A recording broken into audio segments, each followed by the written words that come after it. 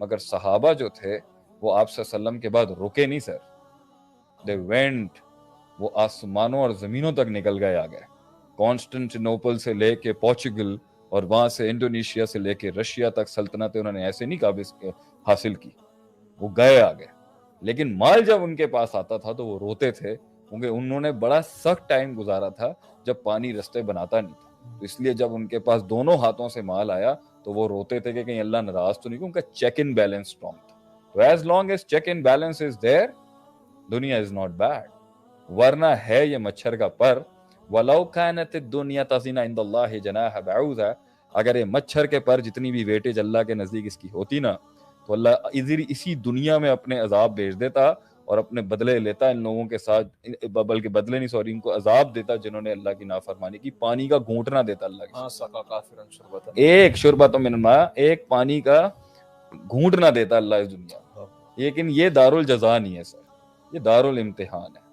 And میں اس کے ساتھ مناسٹک بن کے کٹنا بھی امتحان نہیں ہے, اور اس کا عبد الدرہم اور عبد الدینار بننا, درہم اور دینار کا عابد بن کے عبادت کرنا بھی دین نہیں ہے, لیکن اسے کانکر نہیں کرنا بھی دین نہیں ہے. اسے کانکر نہیں کرنا ایز اے مسلمان, اسے کانکر نہیں کرنا یہ بھی دین نہیں ہے. اگرچہ یہ فتنہ ہے تو یہ فتنے میں ڈالا ہی اس لیے گیا تھا کہ اپنی ڈیزائر کے ہوتے ہوئے جا اپنے ڈیزائر کے ہوتے ہوئے, تب تیرا ٹیسٹ ہے نا کہ تب تو کتنا ریٹین کر سکتا ہے, کتنا ریزسٹ کر سکتا ہے, کتنا بیلنس رکھ سکتا ہے. اگر تارک ہو جائے گا تو امتحان کیسا, بالکل پھر بھیجا کیوں گیا تھا یہاں پر. اور مفتاح دار سعادہ میں امام ابن قیم نے اس پر کافی بحث کی ہے. I think that was a very detailed answer. I hope that solves the question. الحمدللہ. جی حسن آپ کے پاس لوگ بیسکلی یہی پوچھ رہے ہیں, جیسے آپ نے دونوں کا ماشاءاللہ سے بتایا کہ بیلنس کیسے رکھیں اس کے بیچ میں. مطلب وہ کہہ رہے ہیں اس سائڈ پہ جاتے ہیں تو بالکل ادھر نکل جاتے ہیں, یا اس سائڈ پہ جاتے ہیں بالکل ادھر نکل جاتے ہیں. یعنی جب کاروبار کرنے جاتے ہیں تو لگتا ہے مجھ پہ آیت فٹ ہو رہی ہے الہاکم التکاثر, اور جب جو ہے وہ میں اللہ کی طرف آتا ہوں تو مجھے لگتا ہے کہ بس یہی ہے, اور دنیا میں دنیا ملعونۃ و ملعونۃ ما فیہا, والی حدیث یاد آ رہی, دنیا پہ لعنت ہے. تو کس طرح بیلنس رکھیں؟ دیکھیں اسلام کے اندر اللہ تعالیٰ نے انسان کی, قرآن سائیکالوجی کی کتاب ہے, نفسیات کو ایڈریس کرنی ہے. اللہ تعالیٰ نے انسان کی نفسیات کو اگر نفی کرنی ہے کسی چیز کے تو 25 طریقوں سے کرتا ہے, اور اس بات کرتا ہے تو بھی 25 طریقوں سے کرتا ہے.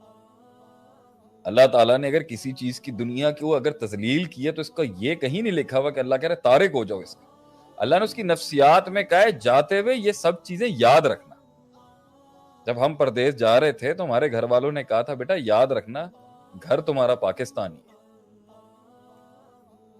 لیکن باہر جب گئے بھی تھے تو یہی سکھا گھر پاکستان ہے, یہاں تم فرسٹ کلاس سٹیزن. جو آیت بھی ہے نا قرآن کی, فَإِذَا فَرَغْتَ فَانْصَبْ وَإِلَىٰ رَبِّكَ فَارْغَب.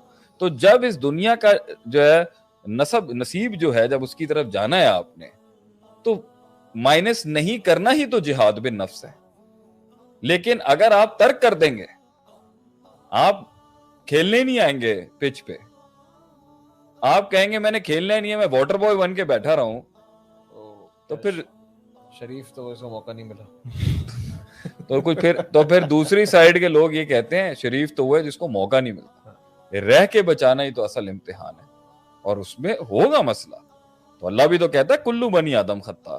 یہ اس لیے کہتا ہے اللہ کیونکہ اللہ کے نبی نے فرمایا ہر بندہ خطائیں اور گناہ کرے گا. کیوں؟ کیونکہ وہ گزرے گا اس سے تو گناہ کرے گا نا.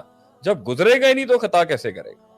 بلکہ 3 لوگ آئے اور انہوں نے کہا کہ نہ میں شادی کروں گا, ایک نے کہا ہے نہ میں جو ہے میں روزے ہی رکھتا رہوں گا, اور ایک نے کہا میں ساری رات قیام ہی کرتا رہوں گا.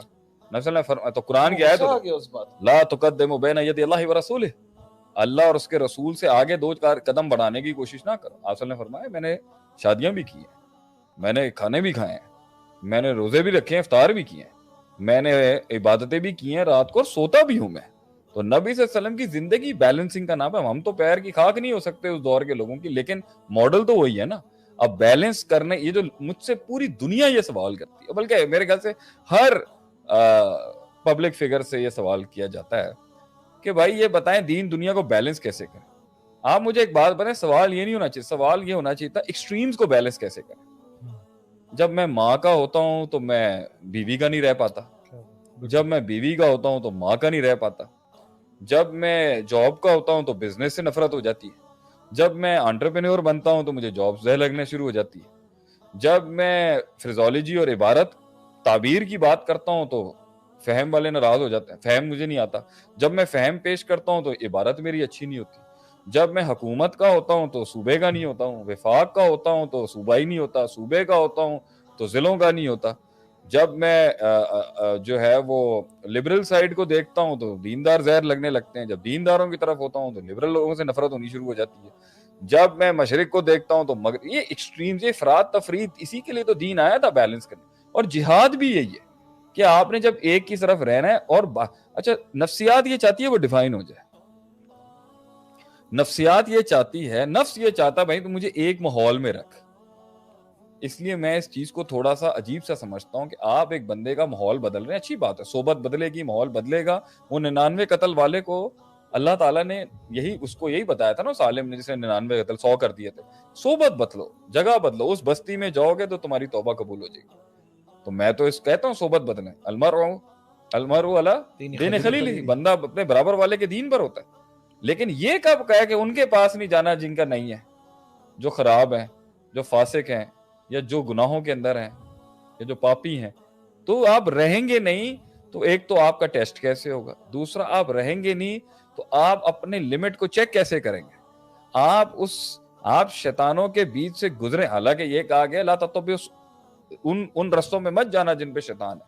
صراط مستقیم سیدھا رستہ ہے, لیکن صراط مستقیم کے رستے کے اوپر ہی بہت سی پیچیدگیاں آئیں گی. ان پیچیدگیوں میں کبھی مال کی پیچیدگی آئے گی.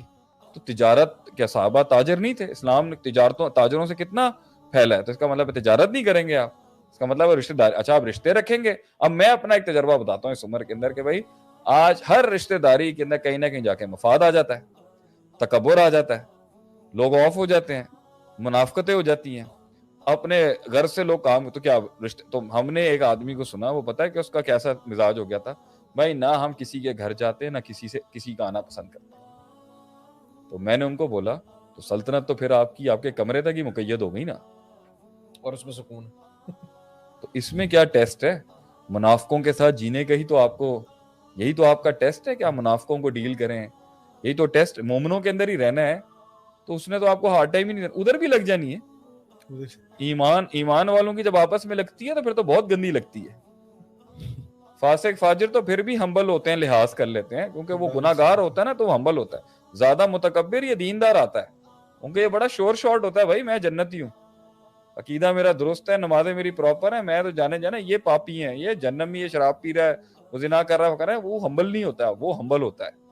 اس کے اندر بھی بڑے ہوتے ہیں کہ جو گناہ کرتا ہو اور پھر سر چڑھ کے چلتا ہو. لیکن ٹیسٹ کیا ہے؟